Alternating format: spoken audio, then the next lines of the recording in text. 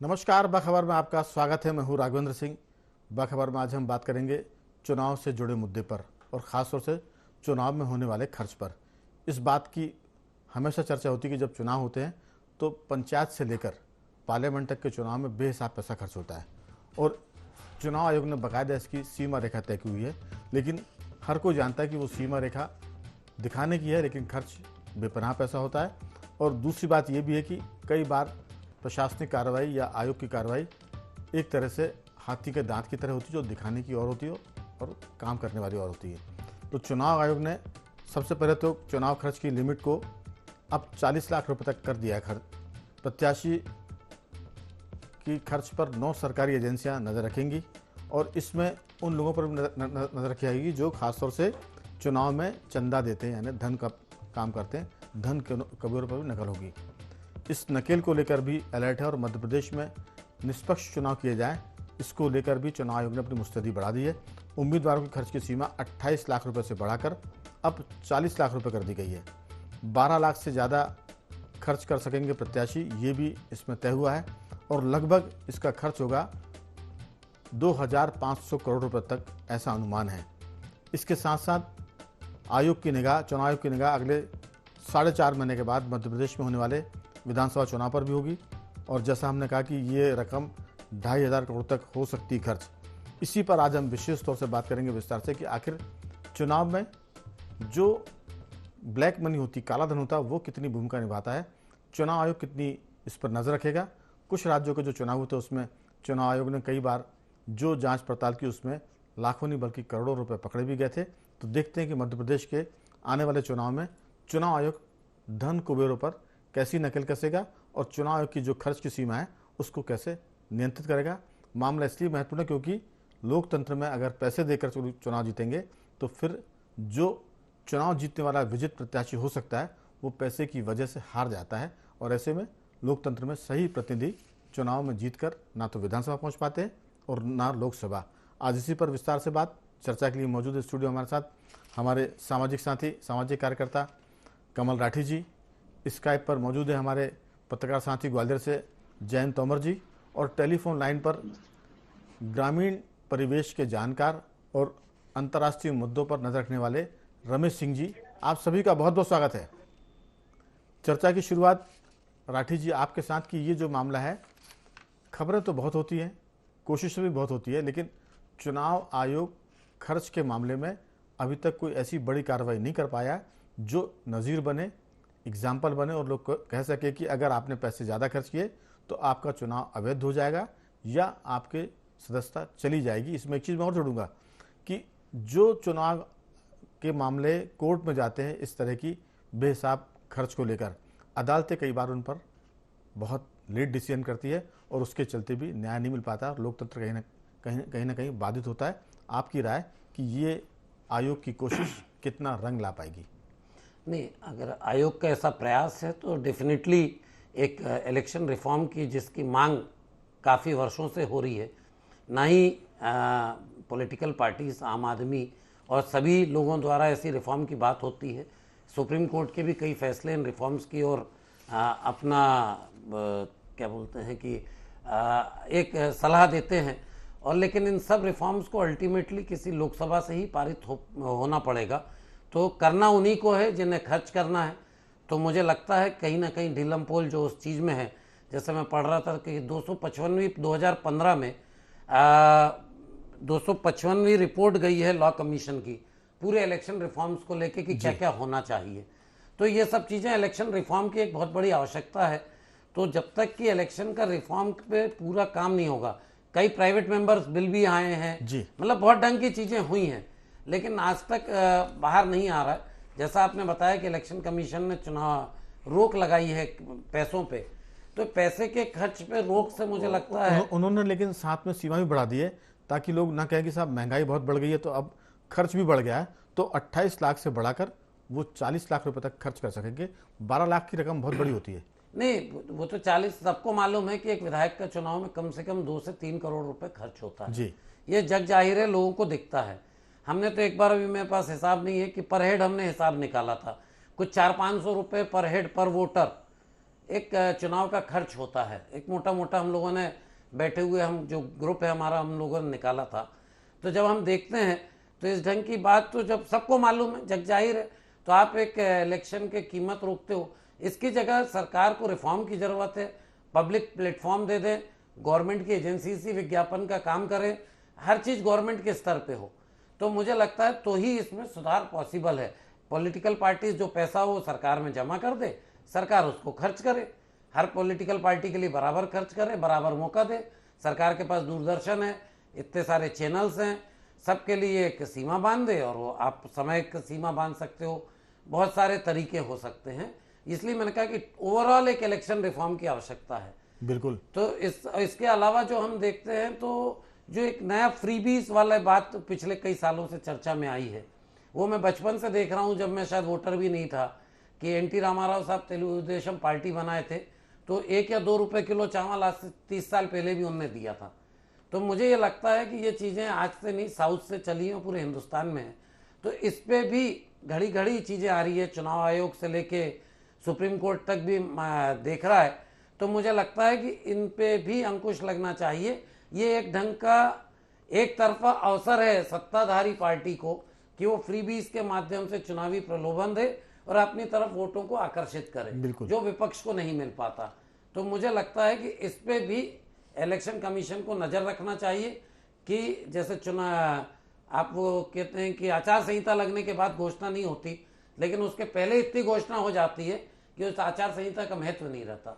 बिल्कुल। तो उसको बजट से जोड़ने की कहीं ना कहीं आवश्यकता है कि आपके पास बजट में इतना पैसा है कि आप ये खर्च कर पाएंगे, कि मात्र घोषणा ही कर पा रहे हैं। तो मुझे जैसे पिछले 1 साल में हम देख रहे हैं कि मध्य प्रदेश में बहुत सारी घोषणाएं हो रही हैं, दिल्ली में हम अनुभव कर रहे हैं, अलग अलग जगह पंजाब में अनुभव हो रहा है। तो मुझे लगता है कि कैसे सरकारें इनको पार पा पाएंगी। ये सत्ता में आए तो ये क्या करेंगे, या विपक्ष सत्ता में आया तो क्या करेगा। तो इसको बजट से जोड़ने की बिल्कुल राठी जी, असल में वोट के लिए हम कुछ भी करेंगे, जैसा था ना कि मोहब्बत के लिए हम कुछ भी करेंगे, सरकार बनाने के लिए हम कुछ भी करेंगे, चाहे आसमान से तारे तोड़ने की बात हो। तो मुझे लगता नहीं कि कोई पार्टी इस बात से इनकार करेगी। वो कह देगी कि हम तो कल ही आपकी प्लेट में आसमान से तारे ले आएंगे, बस वोट देकर हमको जिता दीजिए।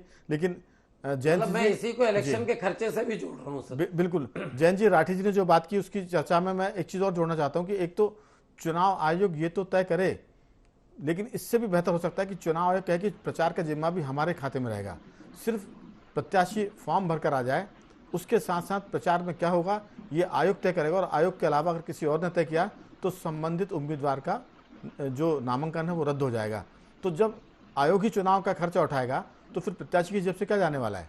एक तो ये स्थिति बन सकती है, और दूसरी ये हो सकती है कि जो मुफ्त की घोषणाएं होती है उसमें कहीं ना कहीं सरकार, कानून माने सुप्रीम कोर्ट या लोकसभा खुद, जिसकी संभावना कम लगती है, वो इस पर खुद कदम उठाए और कहे कि कम से कम चुनावी साल में कोई भी सरकार ऐसी घोषणा नहीं करेगी जिससे लगे कि वोटरों का लुभाने की बात हो रही है, उनको खरीदने की बात हो रही है, या सरकार के बजट पर बेवजह खर्च बढ़ने की कोशिश हो रही है।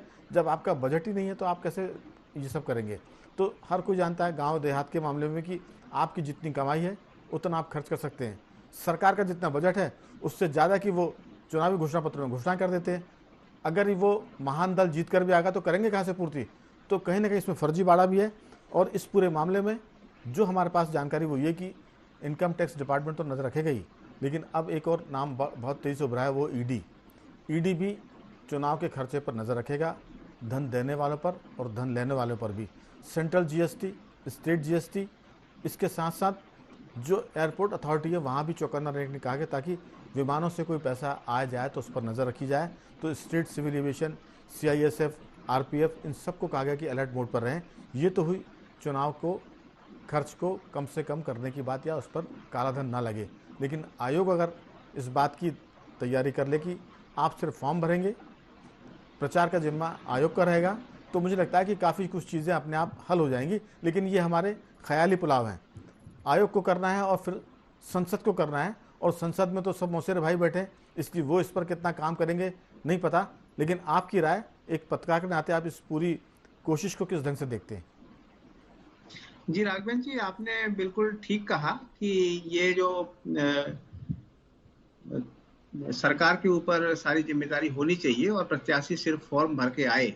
लेकिन ये बात तो बहुत दूर की कौड़ी लगती है, जी खासतौर पे ऐसे समय में जबकि ये धनराशि उसकी खर्च की सीमा बढ़ती चली जा रही है। अब 12 लाख और बढ़ा दी, 40 लाख कर दी है।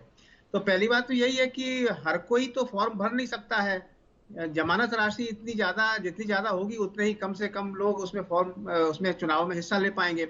और ये स्थिति सिर्फ लोकसभा विधानसभा की बात नहीं है, जी ये पंचायत स्तर तक की बात हो गई है। हमें मालूम है कि जिस समय पंचायत के चुनाव होते हैं उसमें बॉन्ड भरने के लिए बाध्य किया जाता है। जो लोग जानकार होते हैं वो नहीं भरते हैं, लेकिन अधिकांश लोग बैठ जाते हैं। फिर बिजली का बिल रहता है, ये सारी चीजें हैं। जी लेकिन मैं यहाँ पे जो मुख्य बात कहना चाहता हूँ, ये जो इलेक्टोरल बॉन्ड है ये समाप्त होना चाहिए। जब तक कॉरपोरेट का पैसा राजनीतिक दलों के खातों में आ रहा है और जिसका कोई हिसाब किताब नहीं है, तब तक तो ये सफाई शुद्धिकरण हो नहीं सकता। चुनाव आयोग उसमें कैसे क्या हस्तक्षेप करेगा ये क्या पाना बहुत मुश्किल है। बिल्कुल ये बहुत अच्छी बात। जयंत जी, यही खास बात है जो आपने कहा, यही इसकी नब्ज है कि सारे दल आयोग पर तो एलिगेशन लगाते हैं, लेकिन कोई भी दल संसद में ये माने विधेयक लेकर नहीं आता है कि हम चंदे की राशि जो है कारपोरेट सेक्टर से नहीं लेंगे, क्योंकि जिससे आप पैसा लेंगे सरकार में आने के बाद उसी के हिसाब से पॉलिसी बनेगी।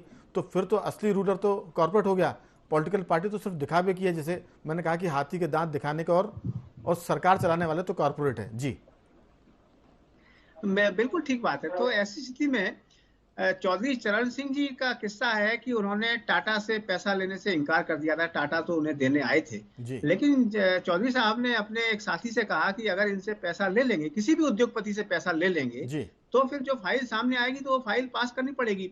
तो ये जो उद्योगपतियों से, कॉर्पोरेट से जो पैसा आ रहा है, और इलेक्टोरल बॉन्ड के मामले में बड़े दल वो कहीं कुछ भी नहीं बोलना चाहते, और इस मामले में कहीं कोई सूचिता नहीं है।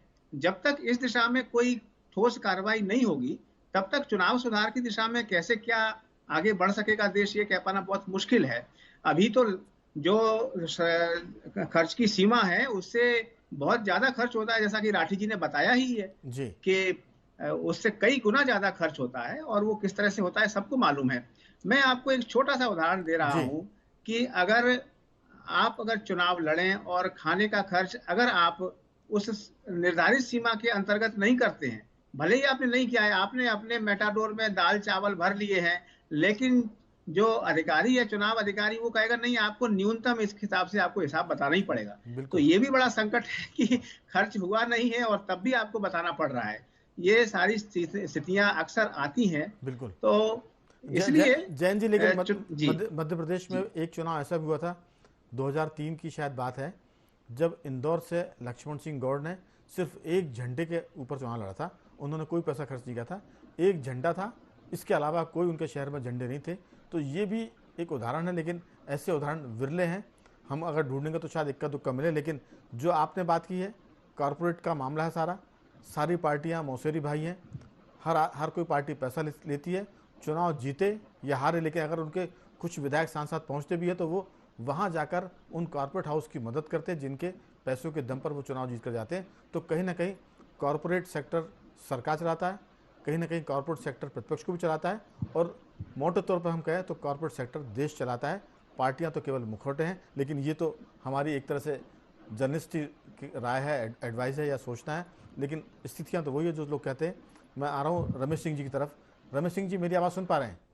जी, सुन रहा हूँ मैं। दरअसल मुद्दा बहुत गंभीर है और इस पर चर्चा भी बहुत गंभीरता से शुरू हुई है। राठी जी ने और जैन जी ने उसको और ऊंचाइयां दी है। चौधरी चरण सिंह का उन्होंने एग्जाम्पल दिया है कि उन्होंने टाटा जैसे संस्थान से चुनावी चंदा लेने से मना कर दिया था। लेकिन ये कोई ऐसी बड़ी बात नहीं है, रॉकेट साइंस का कोई फॉर्मूला नहीं है कि जो चौधरी चरण सिंह को पता था, हर दल को पता है। कुछ दल तो बनते इसलिए कि चंदा मिल जाए। तो ये जब चंदेखोर दल हैं, वो कैसे लोकतंत्र की रक्षा कर पाएंगे? चुनाव खर्च तो बढ़ेगा, और आयोग इस पर जो करता है, मुझे लगता है कि ये रस्मी कार्रवाई होती है। हर चुनाव के पहले आयोग इस तरह की बात करता है, लेकिन इस बार खास बात यह है कि उसने खर्च की सीमा बढ़ा दी है, 28 लाख से बढ़ाकर 40 लाख कर दी। इसका मतलब कि लोकसभा में भी खर्चा बढ़ेगा। लेकिन देखने की बात है कि जो 5-7 एजेंसियां एक्टिव की हैं, इनकम टैक्स है, ईडी है, और नार्कोटिक्स है, सेंट्रल जीएसटी है, स्टेट जीएसटी है, ये सब कहीं ना कहीं एयरपोर्ट अथॉरिटी अगर एक्टिव मोड पर आएंगी तो मुझे लगता है कि पैसा तो बड़ी तादाद में पकड़ा जाएगा, ऐसा लगता है। अब आपकी राय कि ये सुधार कितना कारगर होगा या सिर्फ रस्मी होगा? राघवन जी, ये सिर्फ रस्मी होगा। असल में बताऊं मैं आपको, निर्वाचन अपन संविधान में निर्वाचन आयोग को एक स्वायत्त संवैधानिक निकाय के रूप में इसकी नियुक्ति होती है, लेकिन व्यवहार में हम देख रहे हैं 1947 से ही एक वो टी.एन. शेषन साहब आए थे, उनके कार्यकाल को छोड़ दें तो निर्वाचन आयोग राजनीतिक दलों का पिछलग्गू है। मतलब आप ये सोच लीजिए कि निर्वाचन आयोग को पर्याप्त संवैधानिक अधिकार है, इसके बावजूद भी इस देश में निर्वाचन या चुनाव सुधार नहीं हो पाते। इसकी वजह यह है कि एक तो इनमें संविधान जो चुनाव आयोग है ये अपने संवैधानिक अधिकारों का उपयोग नहीं करता। दूसरी बात यह है कि कहीं ना कहीं ये लोग जो निर्वाचन आयोग में आते हैं ये राजनीतिक दलों की नियुक्ति से आते हैं, और राजनीतिक दल किसी भी कीमत पर, कोई भी राजनीतिक दल किसी भी कीमत पर ये नहीं चाहता कि चुनाव आयोग ये अंकुश लगाए। ये अपनी छवि चमकाने के लिए घोषणाएं तो करते हैं। आप ये देखिए उद्योगपतियों से चंदा लेते हैं, ये सार्वजनिक तथ्य है। अब तो ये हो गया है, अभी पिछले 8-10 सालों में हर राजनीतिक दल ने विदेशों में अपने डायस्पोरा बना रखे हैं, और विदेशों से इतनी फंडिंग होती है कि शायद ये जो अपने देश के उद्योगपति है इनसे भी ज्यादा होती है। पंजाब के पिछले चुनाव में खालिस्तानियों ने कनाडा से आकर डेरा डाला था पंजाब में और बेतहाशा पैसा खर्च किया था।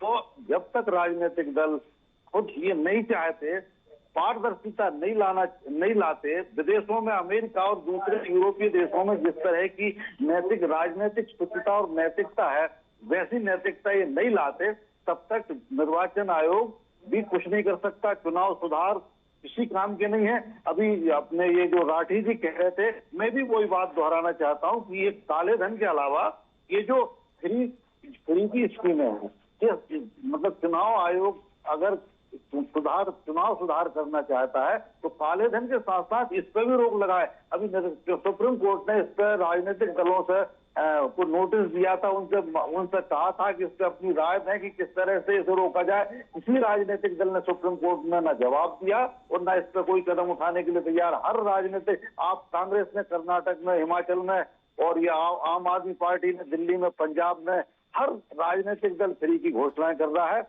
ये काले धन से ज्यादा मतलब कलंक है फ्री की घोषणा है जो निर्वाचन चुनावों को सबसे ज्यादा प्रभावित करता है। बिल्कुल आम आदमी का गाढ़े पसीने की कमाई का जो टैक्स के रूप में पैसा जाता है उसे राजनीतिक दल अपने निजी हित के लिए इस्तेमाल करते हैं। तो इन सब पे प्रतिबंध लगाने की, नियंत्रण लगाने की जरूरत है, लेकिन ये तब तक नहीं हो सकता जब तक कि राजनीतिक दल इस पर पूर्ण रूप से सहमत नहीं हो जाते। बिल्कुल रमेश सिंह जी, दरअसल आपने कहा कि एक आध टी.एन. शेषन और चाहिए, बिल्कुल, और राजनेताओं के रूप में एक आध चौधरी चरण सिंह और चाहिए जो चंदा देने वालों को वापस कर दें, और टी.एन. शेषन ऐसा हो जिसका खौफ इतना था कि वो कहते थे कि मैं सिर्फ अगर डरता हूं तो अपनी पत्नी से डरता हूं, वरना मैं किसी से डरता नहीं हूं। तो ऐसा निडर एक हमें मुख्य चुनाव आयुक्त चाहिए, और चौधरी चरण सिंह जैसे एक ऐसे राजनेता चाहिए जो टाटा जैसे प्रतिष्ठित उद्योगपति को भी चंदा लेने से उससे इनकार कर दे। तो ये मुझे लगता है कि आदर्शवाद की, मुझे लगता है कि एक तरह से जो ऊंचाई है उससे कोई दूसरा छू नहीं पा रहा अभी तक। तो कहीं ना कहीं ये उसका चरम है। लेकिन राठी जी, सवाल है कि शुरुआत कहीं से तो होगी। अगर दुनिया में कुछ मुल्कों में अगर बेहतरीन ढंग से चुनाव होते हैं तो भारत भी तो उसी दुनिया का एक हिस्सा है। जो हम बाकी सब चीज़ें कर रहे हैं तो फिर चुनाव के मामले में क्यों पिछड़ जाते हैं? हम ये नहीं कहते कि बाकी सब लोग दुनिया के देश हरिश्चंद्र होंगे या हमारे देश के सारे दल बेईमान होंगे, लेकिन जो परसेप्शन है, जो उनका व्यवहार है, जो आचरण है, वो बताता है कि ये ईमानदार तो नहीं है। बेईमान हो तो बिल्कुल है पक्के में, कोई कम है कोई ज़्यादा है, लेकिन बेईमान जरूर है, ये बात निकल कर आती है। आपकी राय कि इस बार के चुनाव को अगर आयोग सख्ती से करे तो कई बड़े नेताओं के चुनाव रद्द हो सकते हैं, कई मुख्यमंत्री के दावेदार के चुनाव भी खत्म हो सकते हैं, क्योंकि सबको पता है कि जैसा आपने कहा था कि एक विधानसभा चुनाव में 3 करोड़ के आसपास खर्च होते हैं।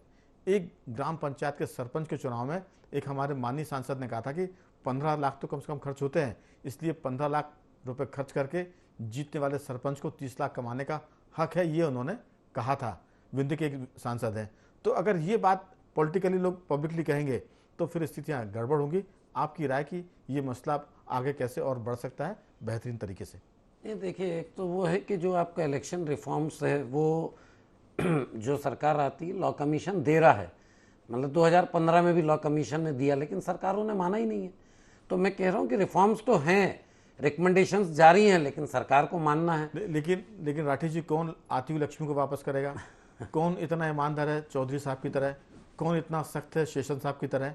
और कौन कितने ऐसे चैनल है जो इस पर डिबेट करते हैं? जी नहीं, आपकी बात बिल्कुल सही है कि आपके चैनल के अलावा जनहित वाले और क्या कहना चाहिए कि ज़्यादा से ज़्यादा जनहितैषी विषयों पे खुल के डिबेट आपकी ही चैनल रखती है। इसके अलावा मध्य प्रदेश की तो किसी चैनल को करते हैं, लेकिन उसकी संख्या थोड़ी सी कम होती है। आप की बात को मैं आगे बढ़ाता हूँ। जैन जी, समय की कमी है, आप इस पूरी बातचीत को और अपने ढंग से आप कुछ और कहना चाहेंगे? नहीं जी जैन जी। जी राघवेंद्र जी, आपने बहुत सारगर्भित ढंग से सारी बात कही, राठी जी ने कही है। यहाँ मतदाता को भी तो जागरूक होना पड़ेगा, उसे देखना पड़ेगा कि कौन प्रत्याशी है जो पैसे को पानी की तरह बहा रहा है। जैन जी, मैं फिर कहूंगा सारे जो मतदाता हैं वो हमारे भगवान हैं, उनसे माफी के साथ मतदाता में तो खोट है।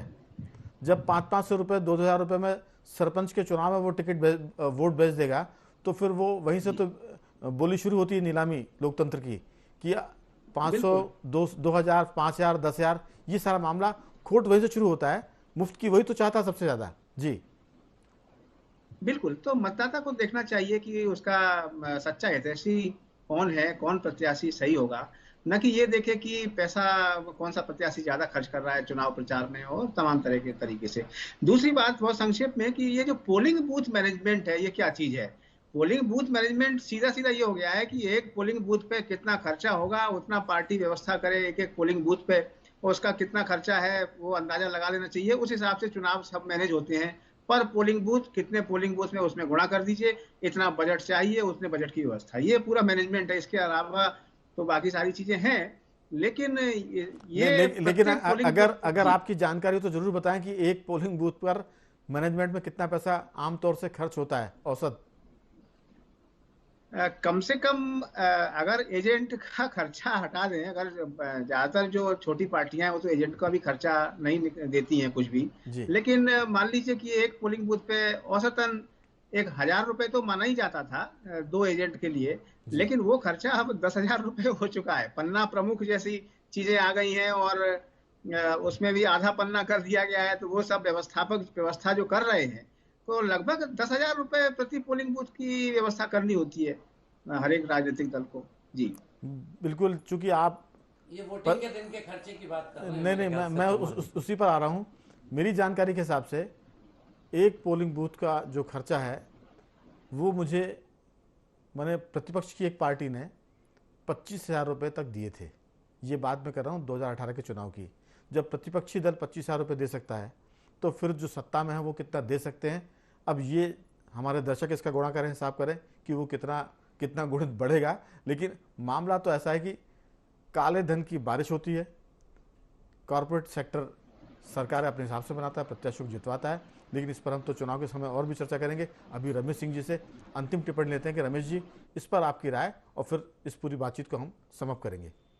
मेरा बहुत संक्षेप में ये कहना है कि निर्वाचन आयोग को संविधान पूरे अधिकार देता है जिनका अगर वो इस्तेमाल कर ले तो राजनीतिक दलों को पसीने आ जाए, भले ही वो कितनी मनमानी करें। आप एक शेषन जी को देख लीजिए, उनने राजनीतिक दलों को पसीने ला दिए थे और उसी निर्वाचन आयोग के एक निर्वाचन आयुक्त बाथरूम में जाकर एक राजनीतिक दल को टेलीफोन पर सूचना दे रहे थे अपनी बैठक की। तो बिल्कुल कुछ जरूरत नहीं है, सब ये निर्वाचन आयोग अपने अधिकारों का इस्तेमाल करे। राजनीतिक दल ईमानदारी से कभी इस मामले में चुनाव सुधारों के मामले में कहीं सहभागी नहीं बनेंगे, क्योंकि उनके अलग अलग राज्यों, अलग अलग चुनावों में राजनीतिक हित होते हैं और वो पूरी बेईमानी करेंगे। बिल्कुल रमेश सिंह जी, लेकिन हमने चर्चा की शुरुआत में कहा था और बीच में भी कि एक आध कोई और चौधरी चरण सिंह हमको चाहिए और एक आध कोई और सेशन चाहिए, क्योंकि अगर कोई चुनाव आयोग इस बात को तय कर लेगा तो फिर उसकी धमक और उसकी बमक से बहुत सारे नेता अपने आप ठीक हो जाएंगे। और जहाँ तक वोटर की बात है, हम प्रार्थना करते हैं ईश्वर से कि वोटर को सद्बुद्धि मिले और वो खुद कम बिगड़े, क्योंकि वोटर ही अगर बिगड़ जाएगा तो फिर मतदाता भी उनकी गंगा से निकल कर आएगा। वो कैसे पवित्र हो सकता है? कहीं ना कहीं उसमें भी प्रदूषण होगा। तो कह सकते हैं कि जो मतदान, जो लोकतंत्र की गंगा है वो मतदाता है, मतदाता भी सुधर जाए, जिसकी अपेक्षा उम्मीद कम है, क्योंकि मतदाता यानी भीड़, भीड़ का अपना कोई ना तो धर्म होता, ना चरित्र, ना उसका कोई जिसे कहते हैं मानवता होती है। तो उम्मीद करते हैं आयोग की कोशिश थोड़ा बहुत तो रंग लाएगी, और सरकार ने जो तय किया कि आईटी, ईडी, नारकोटिक्स अगर ये सख्ती से कार्रवाई करें तो कुछ हो ना हो पैसा बहुत भरपूर मात्रा में पकड़ में आ सकता है, जो जनता के बीच में बंटने जाएगा। तो बखबर में सिर्फ इतना ही। तीनों मेहमानों का मैं धन्यवाद करूंगा। जयंत जी आपका बहुत साधुवाद, रमेश जी आपका भी, और राठी जी आपका बहुत बहुत धन्यवाद कि आपने चर्चा में हिस्सा लिया। बने रहिए हमारे साथ और देखते रहिए IND24।